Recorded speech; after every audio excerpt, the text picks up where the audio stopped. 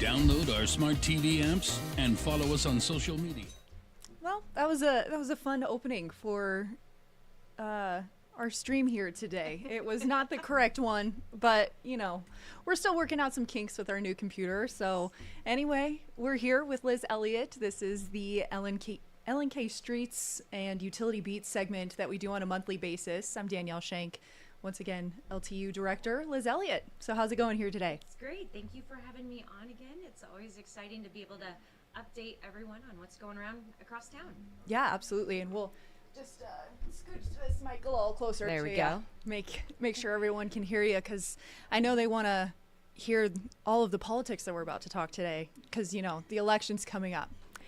Right? We have a lot of exciting things on the ballot, but this one should be easy. Yes, exactly. No pressure here on this one. We're just talking about the Stormwater Bond measure that's coming up that Lincoln residents are going to vote on here next Tuesday. So what can you kind of give us an overview of what this bond entails? Absolutely. So yes, there is a Stormwater Bond initiative on the ballot.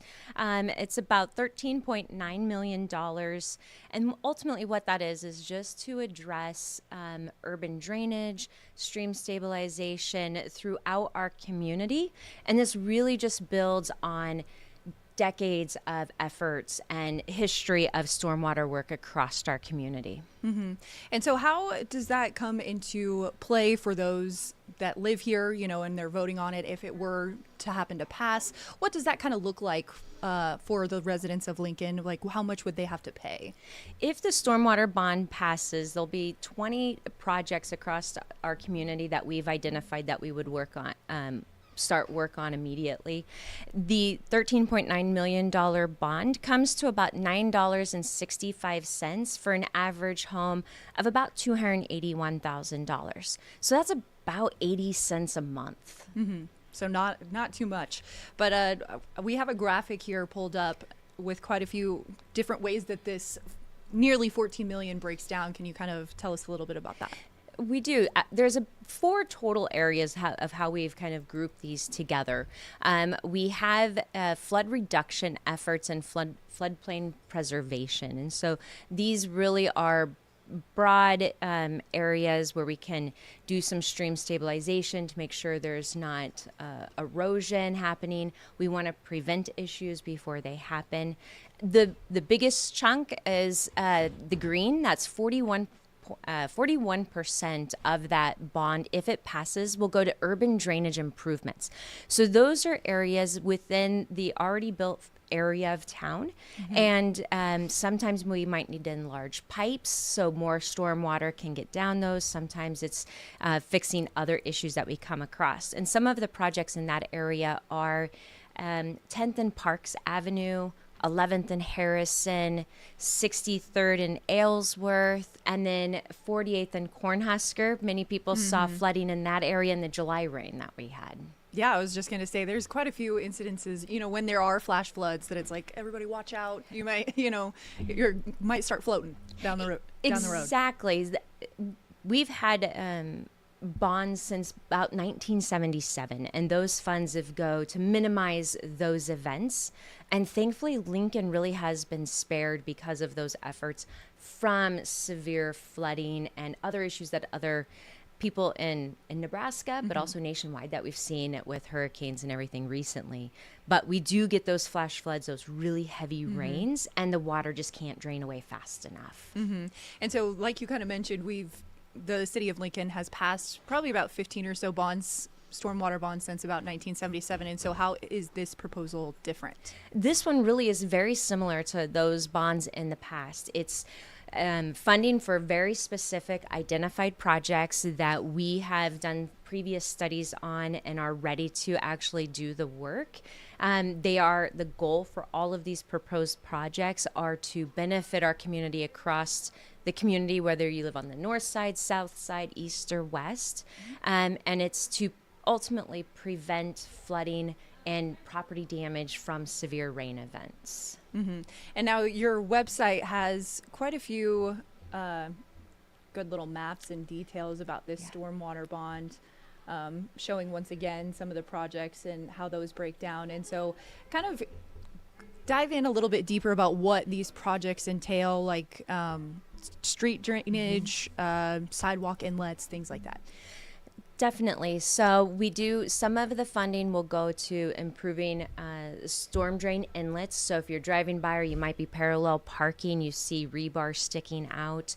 That's just a danger to property tires in particular, rims. So we want to get those in better shape. We also, part of this, which is kind of a unique thing people don't realize, street sweepers. Street sweepers are not just to keep our streets nice and clean and pretty. They actually prevent debris going down the storm drains. Our storm drains go right into creeks. So we really want to make sure that we are protecting our aquatic habitat. That water can seep into the ground and become groundwater. So we want to protect our groundwater. So that water quality is also part of the street sweeping benefits that we get. And then we do have some stream stabilization, and some of that work is right here in our parks. And so parks are perfect areas to have water drain and still maintain green spaces to run and play. And so there's a number of parks that you can find on the projects page that you're showing of where those are located across town. Right. And so another big project in this that I think I was reading is about nearly 500-ish homes from the city's floodplain are going to have to be removed. Kind of talk about that. Absolutely. That's our Dead Man Run project. Okay. And we've been working on this. Originally, we partnered with the Army Corps of Engineers back in 2019. Unfortunately, then they were inundated with some flood issues across the state that kind of took their priority, obviously, to make sure people were safe. And we finally have gotten back to designing that, and we were seeing the costs go up. And so we decided to just pivot a little bit, make it a local project, redesign and re-engineer it. And we're in the process of doing that, and we're able to do that and be able to remove 280 homes or properties, businesses, other properties from the floodplain by making sure the water stays away from their home. And making sure it goes into the creeks and into basins instead of into basements. And that's a really big project for our northeast part of our community. So part of the bond proceeds, if passed, would go to finish that effort. Okay, so only about 300 homes are going to be impacted. And is it homes that people live in or living in? So how would that impact them? Yes. So it's just under 300 homes and businesses. Okay. And there are people that live in them. It's not that we are taking away their homes or having them leave. We're just making sure the water never reaches their homes and making sure it's diverted to appropriate places rather than the places we don't want it to be. Right. And so how will this proposed stormwater bond and these improvements kind of really benefit the community? Ultimately, these, by removing homes from the floodplain, by making sure streams are stabilized and that our urban drainage is keeping water where it's supposed to be and not damaging people's property, their homes, getting into their basements. This really does benefit our entire community. And the projects that you see that are kind of on the edge of town, that we have water coming from those areas into our community. So we're going to try and solve the problem before it even gets into town. And ultimately just to save property, make sure no one's injured, and they don't have to endure the costs of flood insurance. Yeah.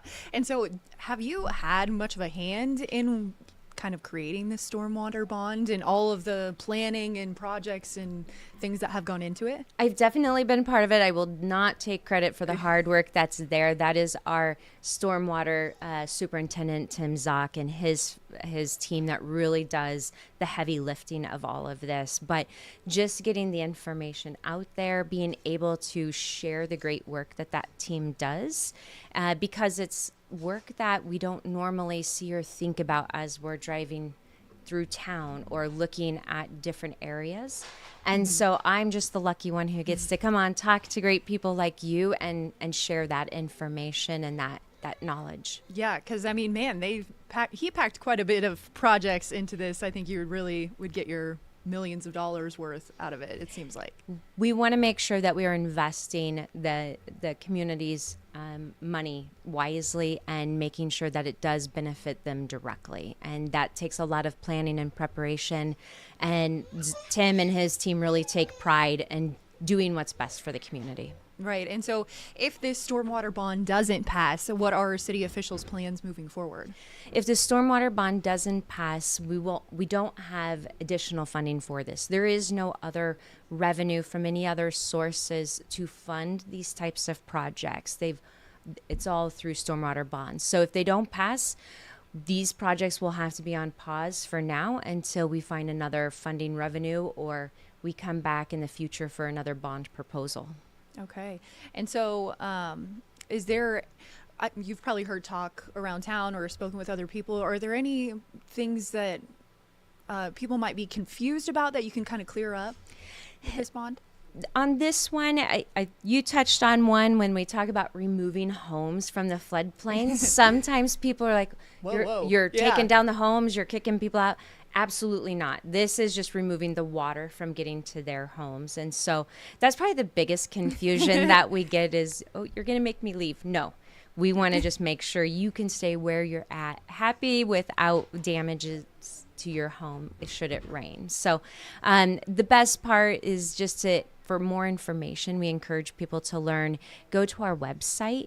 And we have more information on all of those projects, about the proposed bond, and just some of the great work that we've done over the years with other bond proposals. Yeah, your website once again has quite a bit of information if you're one of the voters that has not decided yet or gone to vote before Tuesday. So great information right here. Is there anything else that you want to add about this bond before we kind of end here today? We talked a little bit about the funding and what happens if if the bond doesn't pass. A lot of the work that we do is in partnership with other partners like Lower Platte South Natural Resources District, FEMA, some other state agencies, and oftentimes they will match funding. And so if we don't have the funds, we're not able to utilize the funds that they would provide. So really the bond fund does allow us to leverage even more funding from other locations that without we won't be able to do. And I thought of another question. How long would this bond kind of span? Great question. It's very similar to if you're buying or building a house. All of the great work and everything is up front and early in the first.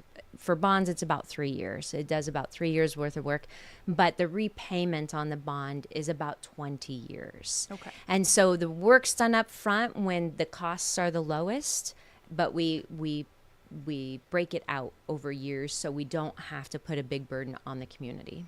Awesome. Alrighty. Anything else you want to add? No, we just encourage people to check out our website. All right. Thanks so much for joining us here today, Liz. Thank you. All right. For more news and updates, you can visit our website, 1011now.com, and follow us on all our social platforms from our newsroom to wherever you are. See you on the next stream. 1011 News is everywhere. Download our smart TV apps and follow us on social media at 1011 News.